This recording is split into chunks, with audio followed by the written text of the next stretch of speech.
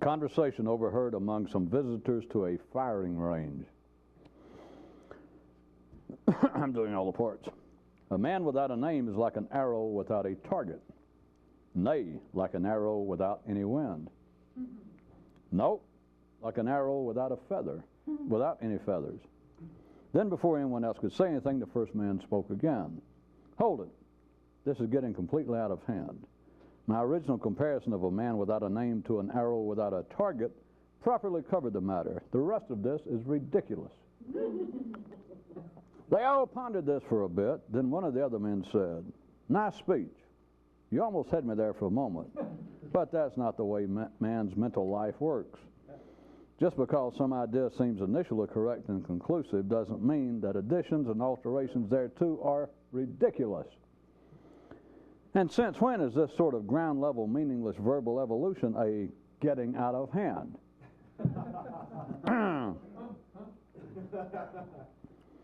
There was once a guy who would just suddenly think of an opening line for a story, or even simply the title for one, and then with no further planning began to write it.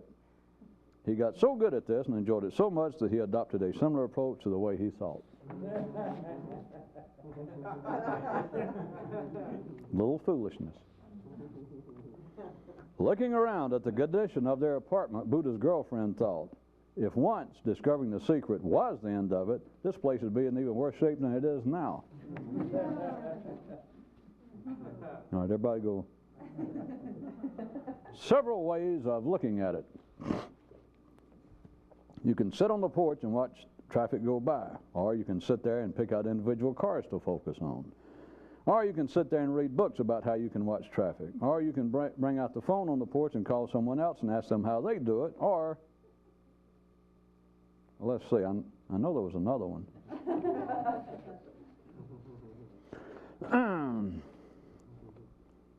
In a consolation attempt, one man said, as long as my mind is alive, I still have a chance.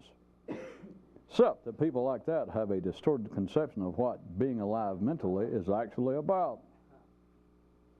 Some of the dead, still clinging to the side of the train, believe that they won't really be dead if they can keep from being buried.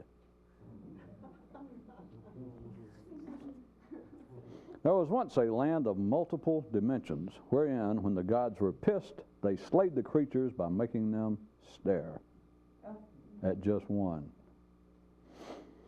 There was once a land of multiple dimensions, wherein were a few who, despite periodic urine drenchings, managed to turn their natural focusing ability to their own advantage.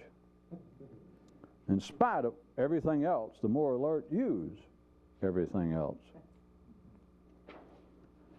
The head heifer at a certain Bavonian mystical school one morning so said to those in attendance, the topic of my day's commentary to you is, those who don't know anything often try and comfort themselves by telling you what little they do know.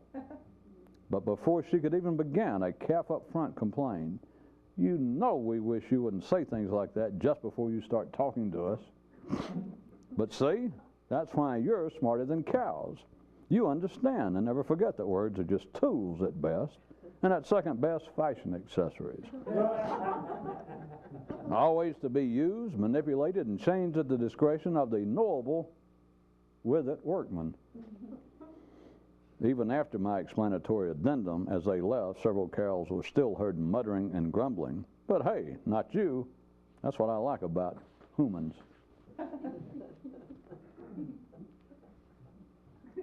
Announcement. Men do not want enlightenment, their genes do. Announcement. Men do not want to be ignorant, their genes do. Announcement. That is all for now. And now for some medical developments from our Department of Neuroproctology.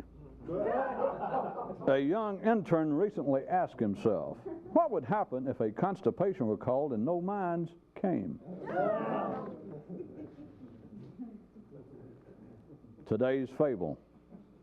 Once upon a time in a faraway land was a man who became so smart and understood so well what was going on there and began trying to explain it to others and started to get so good at it that their land disappeared over and out. For his birthday, one little lamb asked his father if he could go somewhere. There was once a school of mystery which taught that a man cannot reach a higher state of perfection without making fun of and criticizing others. I wonder whatever happened to that school. Well, wonder no more, you silly boy.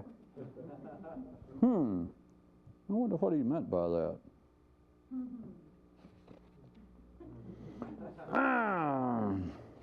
No Oscar for me again this year, eh?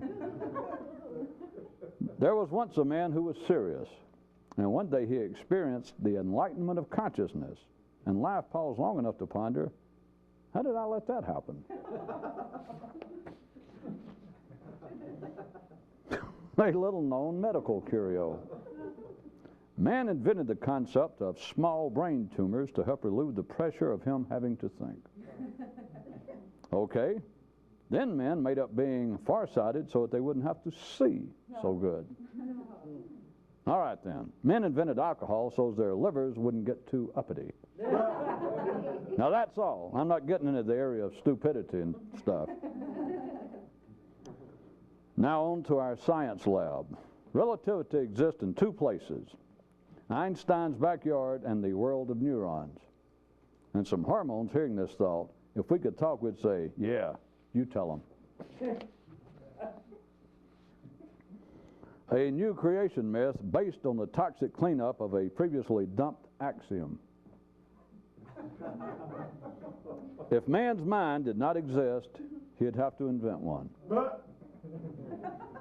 Upon hearing this, a chap pondered, how can we not conclude the same regarding stupidity? That's right, sir. Do it again. Take it to ridiculous extremes. No, but we've covered that matter about aftermarket normal mental activity like that. Or, ridiculous is as ridiculous as need be. That's what it says. More regarding the great secret. One guy's guess at it. Quoting, I'm betting that the purpose of life is to grow, and that no one fully understands what grow means. The Cell, a brief essay. Mental freedom is an illusion until you realize the Velcro nature of thoughts, which are the bars. The closer one man came to the straits of escape, the better looking he found himself to be. In fact, thought he, if I get any more attractive, I may ask the warden to move you into my cell. Yeah, I know how weird it sounds, but that's how it gets when you get that close to Istanbul. Some horsey news. Without the enthusiasm of a yearling, a 4-year-old will never awaken.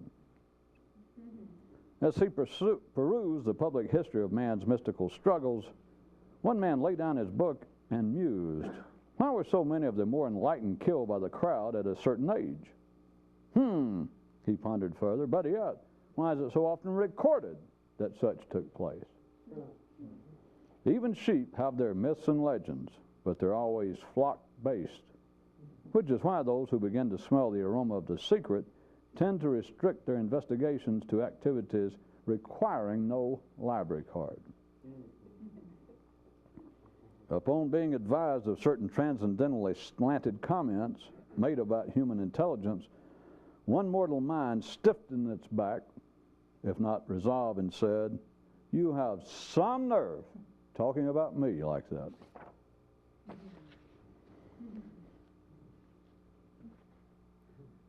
More Western lore. The circling of common cerebral schooners chronologically referenced. At 15, the world seems stupid and upside down. At 20, perhaps it can be fixed. At 30, I'm too busy. At 40, my God, I'm mortal. At 50, maybe I've been the one stupid and upside down. At 60, who cares? Now, dearly beloved, as we lower our equally beloved into the ground, the world again seems to become stupid and upside down. From our West of the Pecos dictionary comes this definition: death. The chicken shit's way out. As they walked the tracks of life, one hobo looked down at the roadbed and said to his partner, "I wonder how long you could hold your breath under gravel."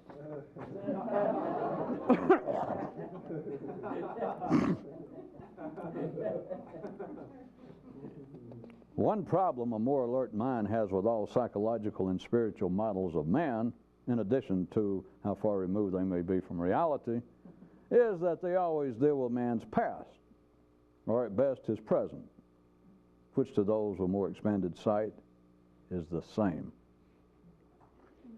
Question: why can't you catch a train to Enlightenmentville? Answer: because the location doesn't yet exist.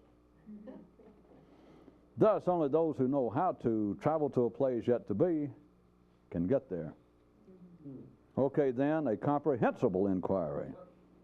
How come external travel is so popular? That's too easy.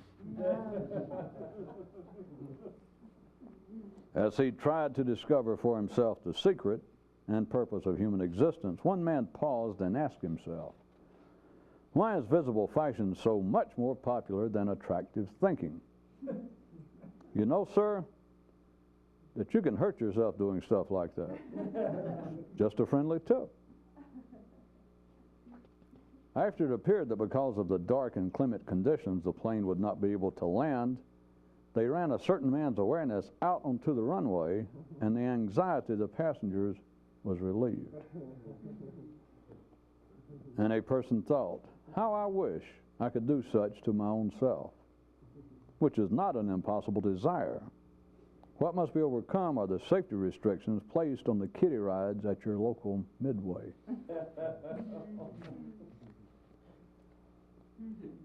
Preference for the body, essential. For the mind, a pastime. It has been said that getting too close to those who know much can be a dangerous affair. Those who say that, by the way, are nuts. There was one lamb who said to himself, why would I, a sheep, want to learn to fly and sing, if not the flock be secretly, greatly amazed? It didn't say secretly. No. There was one lamb who said to himself, why would I, a sheep, want to learn to fly and sing, if not the flock be greatly amazed? Oh, by the way, all talking sheep are nuts. Okay. Then let all those who didn't get it again say, bye. And if yours said, you're really beginning to tick me off now. It's a good thing I don't think about it any more than I do. After spending what to him seemed like a long time attempting to awaken, one man finally said, screw it. I'll just try and get rich or famous or die or something. Your inalienable mental right as a normal human being. You can either think more or less like everyone else does, and thus exert the minimum of effort, or try and do stuff like this and make ordinary minds, if they knew about it, go, what the hell are they doing? Wait, it's not so weird. Ask yourself, haven't you already done this to yourself? According to legend on one world, there was a priest who led such a despicable life that he was forced to return in the next one as a philosopher. But he botched that one so badly that he came back next time as a psychologist. Then, after blowing his final chance in that role, the fates issued their ultimate punishment for such as he and threw him into a burning lake of those attempting to awaken.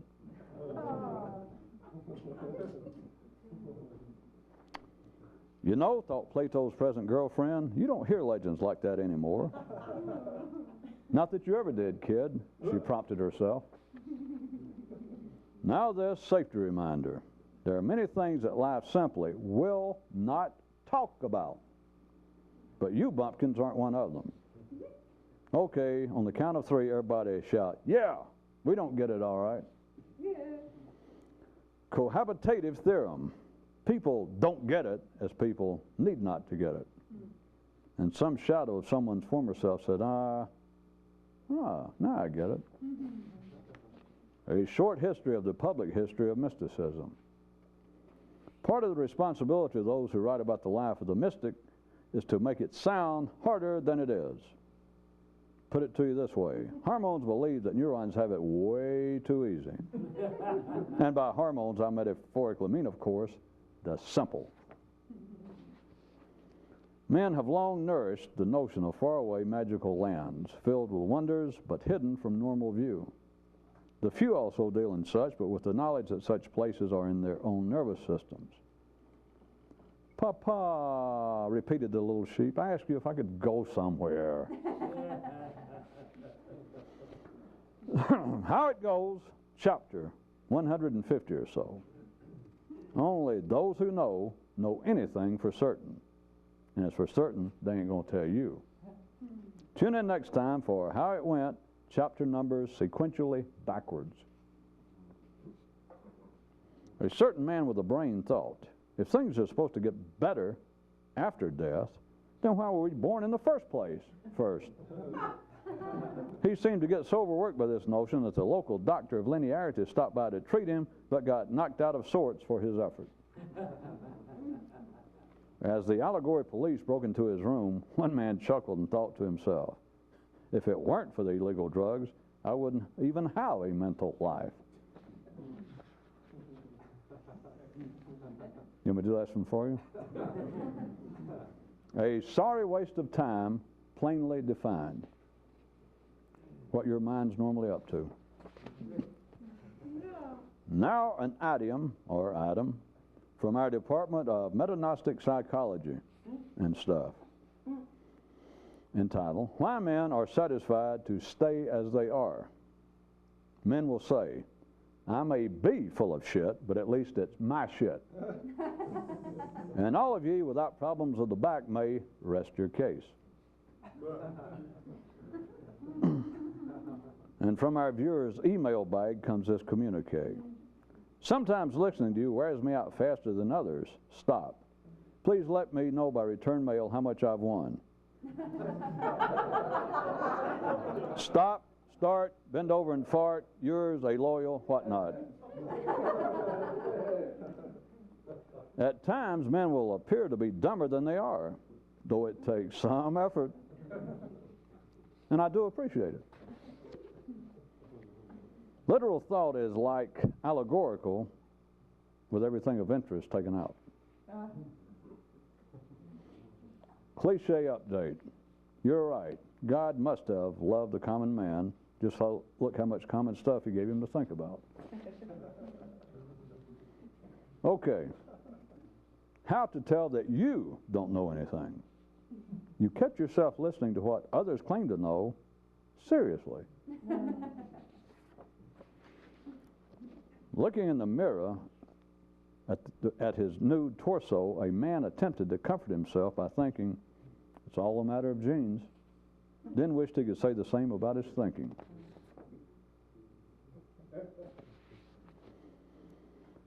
Recently discovered medical fact. Life doesn't mind if you get excited, just as long as you don't overdo it or let it last too long. Okay, kids, now go out and play and be careful to trip and age on time. By the way, for some of you who I've heard are interested in such things, life doesn't care if you give away some of its secrets, just as long as you don't tell them to people who can hear them. And a lad out walking with his father thought, is that why they made traffic so loud? As he watched, trains go by, geese fly, and other things distract his eye, a man said to himself, is there no end to this?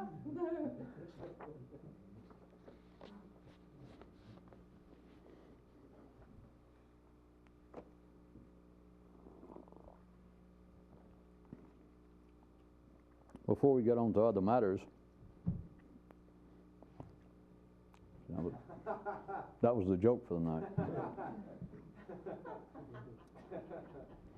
I would like to point out that my periodic mentions of enthusiasm and the natural decline of hormones is not really a commentary on aging, and it's not even some sort of subtle commentary on anybody's individual process of aging. It has nothing to do with just what naturally happens to man, which the culmination of all that being death. It's not even worthy of any more attention than one's health. But what it has to do with the fact is that to attempt to do such as this requires a degree of unnatural excitement about something that is unnatural to start with. It requires a degree of continuing excitement regardless of the natural decline of enthusiasm based upon the natural decline of hormones. You have got to continue to hold a level of excitement that is unnatural in itself, which is one of the purposes of some of my comments that appeared to be perhaps even metaphorical, if not literal, of pointing out what happens when you become older, and me pointing out the many excuses men make and even the damn near impossible to refute idea that you're becoming wiser simply because you're less horny, or that you're becoming wiser because you're now more satisfied to sit around the house and not go out and chase the almighty dollar or a skirt or whatever, that you're just simply getting tired of being alive naturally. And it reflects no degree of wisdom, but it's almost impossible to see otherwise or to refute with an ordinary mind because it all fits. That is not what this is about, but that does occur. And so you're dealing with a two-pronged problem/pleasing possibility. They're both the same thing, but you might find it useful to consider it in two verbal categories, two apparently separate. One is you're getting older, assuming you are. If you're 17 or 20, it doesn't have any personal application, but you just find out you're getting older and slowing down. The natural enthusiasm, which is hormonal, for life begins to lessen. It's just no secret. That's no great. But men explain it in all kinds of other ways. So you have got to uphold an unnatural degree of excitement just to be alive. Then, or, you're upholding a degree of excitement that is attempting to pursue this sort of aim. You're having to uphold a degree of excitement about doing something that is, let's all say it together, totally unnecessary.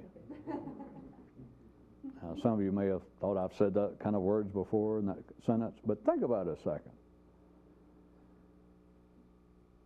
And what I was trying to get you to consider last time, and making it sound as though I could have been referring to your, generically speaking, kind of life, that people start so excited about this.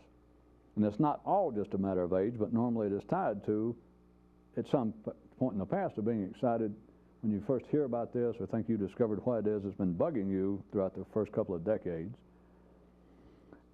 And if you can't uphold it, it simply becomes a hobby.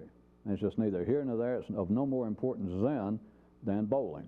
No offense to bowlers, but it's simply a hobby. But even your enthusiasm for the hobby will decline. So you're fighting against the natural hormonal decline. You're fighting against the natural process of aging, which you cannot stop hormonally, but you can stop it. You can interfere with it somewhere else. Because if you let hormones drag you down the same way they built you up, so to speak, which is wherever you got built up to, you make a grave error if you think Harvard, if that's who you're thinking, or you're thinking the Marines for making a man out of me, or my wife got me. If you're thanking somebody besides hormones for making you what you were, and we won't go into that, but whatever you were at best, before you had the grand opportunity of being here, just the best you could do in life. You could have been assistant pope, you could have been a world famous rabbi, you could have been a senator, Whatever you were, it was thanks to hormones. For those of you that didn't like or didn't seem to care for one of the later items there of a man looking in the mirror at a reflection of his nude torso in an attempt to comfort himself. So, well, it's all a matter of genes. And then wished he could say the same about his thinking. Now, the period was there. For those, maybe you were waiting for me to point out something else. Whatever you were, hormones made you what you were. And to the same degree, which is one of the background mistranslated messages inherent in all religions, by the way, that they look at like back to the struggle between two actual external forces to a man, like good and evil. But they're talking about the same thing. You know, what took you up? Well, I can do it right quick. Most of you seem to be what? Hindu? Okay. Well, the Old Testament. Back to the guides, or Jehovah makes these angels to assist him. And pretty soon the sharpest one, Lucifer, decides to overthrow him. But Lucifer came about only because God gave him the position. God gave him the position. God took it away from him. God got pissed and said, that's hormones. There's the message. That you are, but men, the ordinary mind will look everywhere. Ordinary people have nowhere else to look, so they look to the gods, they look to the environment. Nowadays, if you want to call psychology a move beyond religion, they look somewhere to what made me, either good or bad, but let's assume it's a fairly average person that at some time in their life believes that they'd accomplished something, that they did finally finish college, they did finally make more than their father, or they did finally make more than the guy that they used to compete with in college or high school. In other words, they feel as though they have gotten somewhere in life. And if you ask them why, or if they sit around and give it any passing thought, it is always attributable somewhere else. And so you've got all the way from subconscious traumas to peer pressure to childhood, fateful accidents, to pressures of the gods or predestination, whatever. Take mine. We're into science allowed now, folks. The hormones take you up, the hormones take you down. To fool with that is a waste of time. It's impossible. You have got to fight an unnatural fight.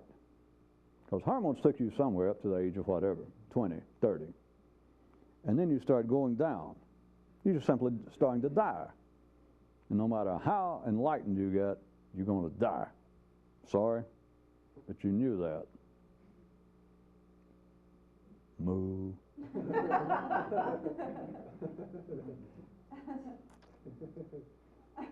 I choose to believe that you know that. If I chose to believe otherwise, even I would probably have some sort of severe utter attack. You're fighting. One more time, let me point out, this has really nothing to do with what would normally be called some sort of commentary or a lecture on aging about, well, take care of yourself. You know, we've been through that. If you can't take care of yourself, then you deserve to go somewhere that preaches, take care of yourself. We're back to minimal degrees of intelligence to ever start this. That if you really think that the purpose of this sort of thing, whatever you translate it to be in the beginning, if you think part of it was, by God, to help you straighten your life out and maybe, get healthier, you make a cow look intelligent. That is not the purpose. You've got to be reasonable enough to look after yourself reasonably. And it's no hobby, there's nothing else to say. You just try not to trip yourself any more than seems absolutely necessary. So here it goes up, and then it starts down. You have got to uphold. Remember, I'm not talking about aging in the sense of, well, take care of your, like I started to say, and take care of yourself and keep your weight down and don't eat too much and watch the cholesterol, whatever the damn current fads are. That's just hobbies. And it's not about aging, about, well, boy, don't he look good? I mean, he looked so healthy, he just lost 10 pounds before he died. Yes, don't he? He fit right in the coffin now. That sort of. It's got nothing to do with looks, got nothing to do with your health. It's got nothing to do with the aging process. That's just life. But we're talking about something else. That's why I was trying to go into it in a bit more, is it depth or height tonight? Yes. It has to do with the fact that it is natural. Forget health, forget dying, and etc. Forget natural aging, that's not it. We're now not talking to ordinary people. I'm talking to you in an extraordinary way. You have got to fight to continue a kind of enthusiasm that is absolutely, with no exception, no conditions, unnatural. Now, there are people, let me point out again how much life plagiarizes me. You can take, as always, when you're in the Lincoln Tunnel and the president's not there, you can turn and go the other way. So I'll leave it to you.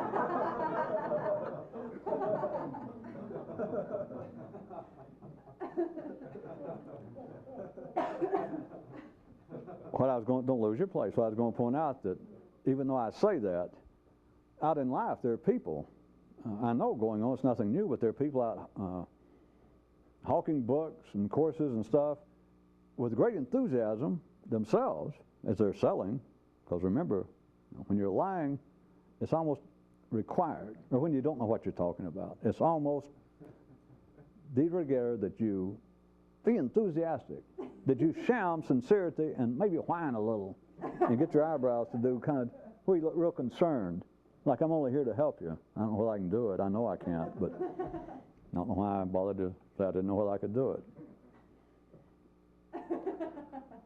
That is, somebody trying to promote a course that says, and I know that they do this, that someone would say, by God, you people listen to me that may be getting up there in age, you know, you're 40 or 50 or whatever. You don't have to get old. You know what kills people? You know what really kills them? No, it's not cholesterol. It's not all that. It's not drinking and smoking. You know what it kills them? They lose the zest for life. You've got to keep your enthusiasm. I know they say it, but what I was saying is how life can trick you, that they plagiarize from people like me. They're not talking about neurally. They're talking about the impossible. They're saying you've got to keep the enthusiasm. What they mean is doing the impossible. That is, they're addressing the physical. They're addressing the hormones in the people listening. When they say you've got to stay enthusiastic, which you can't do. But so what? I mean, that's never stopped religion, psychology. That has not stopped civilization. For somebody to go, let's do so-and-so. And then for some smart-ass that might know what's going on, that might show up in some kind of dazed moment and point out to them, well, you can't do that. How silly, how irrelevant. Why would he bother to point that out? That's got no bearing on anything. So it's not enthusiasm of that sort. When I say you got to uphold a kind of enthusiasm, it's enthusiasm has nothing to do with keep your enthusiasm for life at the hormonal level, because you can't. Not unless there's somebody here that does plan to be immortal. Not just plan, I mean you've got to be now on the uphill slide to such an end. You can check with me after the meeting. No hurry, don't hurry. No. Take your time. Take a long time, as a matter of fact. The enthusiasm is a kind that is actually indescribable. It is not out in the marketplace. No matter that you could hear what I was trying to give you is almost the exact words that I know go on. And how for thousands of years, but I know it's going on right now, is people saying exactly what I say people do not say. That is, someone trying to say that the whole thing of aging, what kills you is not just arthritis, not just getting old and your veins beginning to turn green and purple and liver spots taking over your whole body where you got a year-round tan. No, what kills you is the loss of enthusiasm. Come on! And somehow all these old people, throw down your walkers and stuff and get up. And, Of course, they're always a little behind. They probably say, get up and do the boogaloo. And they might put on a Chubby Checker record. And they think, it is not that kind of enthusiasm. That's a hobby. Nothing wrong with it, but it's got nothing to do with this. Except it sounds like exactly what I said does not happen in life. The kind of enthusiasm required for this, after all that, most of you should have some feel for it. It's just the kind of enthusiasm. I'll go ahead and put words on it, which I shouldn't do, but so what? Who's going to sue me? You? Well, watch it. Of your own mind periodically saying, my God, how long are you going to try to pursue this when it seems like you're never going to get there. It seems like you are not there yet. And there is nothing in the human nervous system, nothing within you naturally to oppose that. Because your mind can say, all right, you've been reading books or going to meetings or trying to pursue some sort of discipline or listen to some guy talk for how many years? You go, well, the whole idea of whatever terms they might be using, enlightenment, more awake, a clearing of the mind, some higher degree of consciousness, has that happened to you? Has that happened? And you go, well, no, you know it hasn't. And you think, well, screw this. The inclination is to say, well, screw this. There is no hormonal support under it. You had hormonal support back, let's say, when you were 20. That by God, I will write the great Albanian novel. Where are we tonight? No, I'm sorry. Hungarian novel. I'll write the great Hungarian novel. I'll write the definitive Lithuanian symphony. I will screw the ultimate tall, blind, whatever. All of that is hormonal. I'll get so rich and powerful that everybody that ever made me the slightest bit mad in high school, I'll squash them. And some of them, instead of just having them killed, I'll find those that's gotten sort of successful and I'll ruin them. That's hormonal supported. You don't have to do that. That's the whole thing. I'm telling you, hormones will take you to the best spot from your view, from ordinary views. It'll take you to the highest point that you ever reach in life. And then hormones have to move on that kind of energy to the next generation. It's nothing personal. And then hormones get to a certain point, and you're yesterday's news. You were a star yesterday. But as they like to say in Hollywood and in Rome, hey, what was your latest film? You're as great as your last box office receipts. Life simply turns away the next generation, and it's like, here you are, perhaps you feel like, I am on the verge of real stardom. And suddenly, it's like something went away. In ordinary minds, they'll turn and they will attribute it. They'll blame it on somebody. I was about to get somewhere in Hollywood, and then some sort of intrigue started. I made the wrong person mad at a party or something. All you got to do is look at them and check their Bible and see how old they are. Of course, many of you have already been through it and had your own excuses, but it's like life in your whole generation, that whole time frame, it brings you and your contemporaries up to a certain point, and that's it. I mean, you are literally yesterday's news. You have done the best you're ever going to do for life. And it's then life just kind of lets you go. It's like throwing a kid. It helped you learn how to swim, let's say, even taught you how to dive off one board, but then pretty soon, say you're getting overweight, a little too heavy on the avoirdupois. You're not going to win. You're not going to win any more contests. You will not. You can't make the Olympics, and life just naturally, suddenly it's the sound of new little nippers, a whole new generation down at the end at the kiddie pool, and life just not knows you can float. Plus, you want to look at it this way: life no longer gives much of a damn. But there it is. It taught you to swim, and it's hey, and life just wanders off like oh, and it goes down there to these other kids, and there you are. The zenith has now been passed. The zenith is over, and you start going, and you wonder, what the hell happened? The hormonal base of that kind of enthusiasm, which is natural, mechanical, non-controllable, non-willful, and in the sense that you and I should be referring to it, has almost no connection to a man's mental comprehension. It's why he must blame it everywhere else or attribute it everywhere else. He attributes it before the zenith and maybe right at it. And then he begins blaming, which is the same thing. Well, it's the other side of a peak. You go up and you want to attribute. Or if you really get somewhere high, you only attribute partly way up and then you begin to take it. Hey. Now, a few people helped me. I can't remember their names to get going. But I got here because of me. And then as soon as life turns away and goes, then you start down, and there's no more me. You don't hear me anymore. Well, you hear me. You don't hear the guy saying, I did all this. He then starts saying, you know what they did to me? You know what they did to me? And you go, there is no control over it. It is hormonal supported. That's what I don't want you to understand. It comes out intellectually, they think it comes out of a man's mouth. It comes out in the world of civilization, because hormonally there's only so much you can do. We've been through this again, but I don't guess I can repeat it too often. We'll be the judge of that. Wrong. No. There's only so much you can do hormonally. You can only eat so much, you can only screw so much, you can only sleep so much, with a few exceptions. In fact, with a few exceptions, well, all of them, just for some reason, sleep hit me.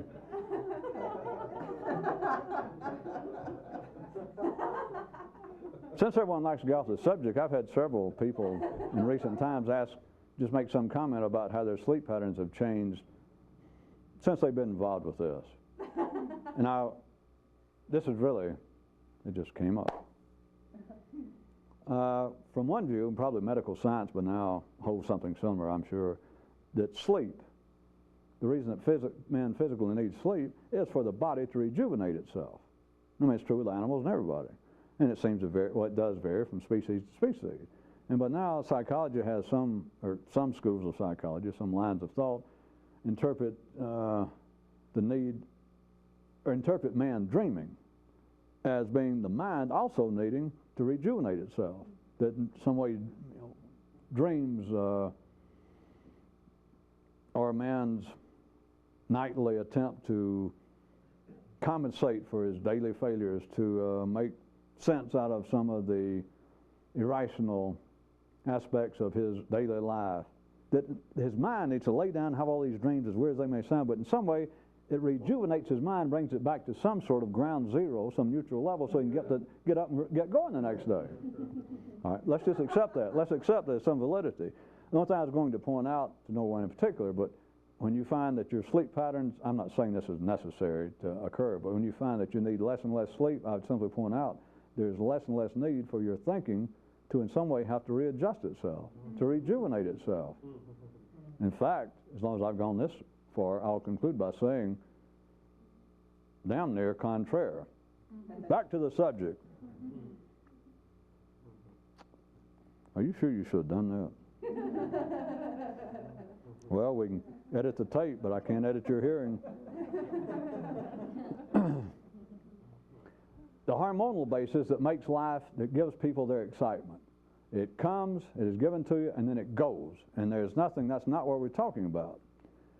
And yet, you have got to, remember I gave you 2 ways to consider it, you have got to uphold a kind of excitement that is absolutely unnatural, and not the kind of some 80-year-old weightlifting guy, or that says I only eat green fried tomatoes and look at my skin, look, I got all my hair, and he's saying you do it and buy my book and you can do it, because you got to keep the enthusiasm. It's not that, because that is not true from our sense. It is inoperable. It is just, maybe it's a cheaper version of fighting death than having to go to a church and pay for a pew. You probably come out cheaper buying his course, but it's the same thing. That is not what we're talking about. The first one is, just consider it, I'm saying you have got to uphold a kind of excitement that's unnatural. And let's just put a dash or a semicolon and let it go with that. It's just unnatural. A little more specific is, and you realize we're talking about doing this, you have got to keep a kind of excitement, because you cannot start coasting in any manner and think, well, eventually, I'm living a decent life, I read books, I go to meetings, I listen to some guy talk, or I try and meditate, and it's kind of a hope-for neural version of the old idea of a lazy guy that thinks, well, if I lay here long enough, my mouth open, a pizza will fly in. It's sort of like the feeling that people are inclined to think, well, I've been thinking about trying to be more awake, more conscious, more alert for, Jesus, close to 35 years. It kind of feels like, well, if there's any fairness in life, sooner or later it's like I'm just accidentally one day going to walk into some kind of time warp or some kind of neural warp, and I'll suddenly be awake. Suddenly, Buddhahood would just fly into my mind. Mm-hmm. You cannot coast. You cannot slide. And all that sounds like some kind of great challenge, like, by God, you got to knuckle down. Except then, if you actually look at it that way, then you would be within your rights to say, knuckle down to what? You have got to uphold a kind of excitement that is unnatural, and then the refined inner version of that is, this excitement is about something that is absolutely unnecessary.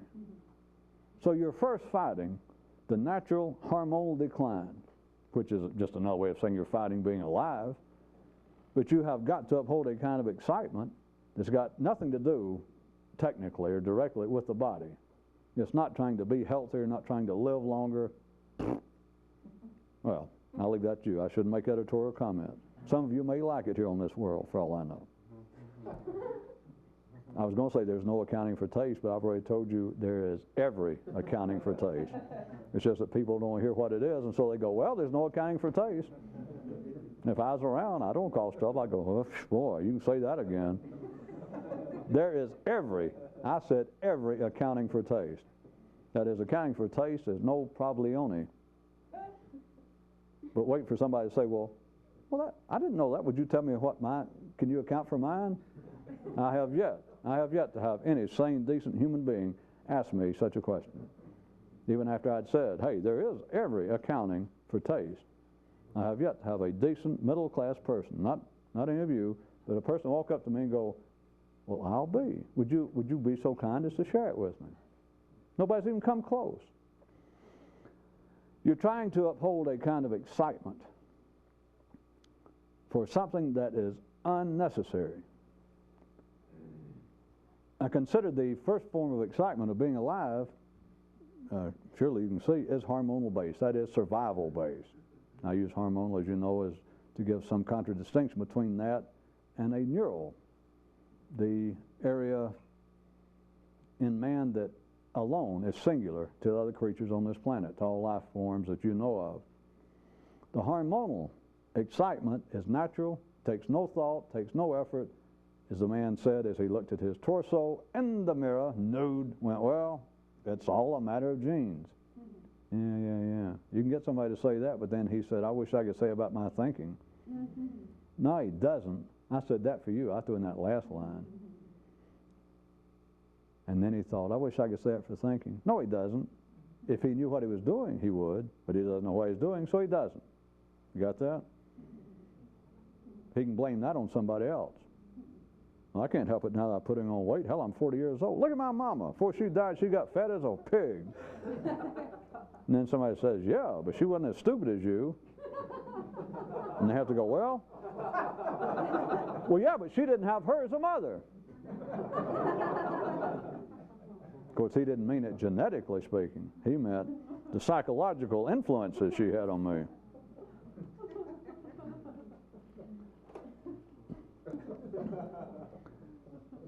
When I say it's unnecessary, up until the point that a person has some understanding of this, everything neurological about them is unnecessary, except in the sense that they are flock, herd, collectively speaking, dominated.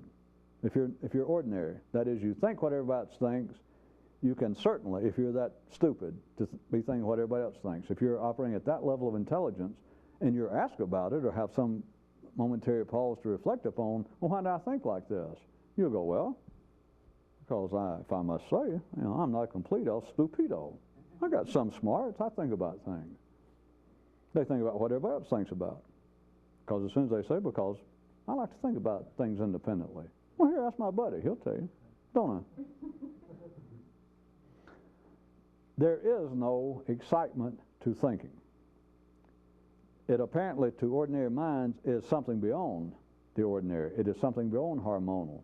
Hence, the continuing, the new version, it's always been around, but you could say the extended version of who's going to win the fight between good and evil, or why is there good and evil? Now it is the question, well, why is a man exactly as it is? Is it because of his heredity, of his genes, or is it because of his environment? They cannot see it. You're not supposed to. So there is no excitement to the world of the neurons. People can say there is, and relatively speaking, people can get a little excited. You can get excited, as all of you know without a doubt. You can get excited for a little bit, in a sense, to take up a new subject, or even just to learn something new. If somebody's talking to you about how you figure Somebody's trying to cut down a tree, and somebody suddenly reminds you or tells you the first time they explain trigonometry. They mention something about science, about physics, and you're talking about some little maybe personal problem, and they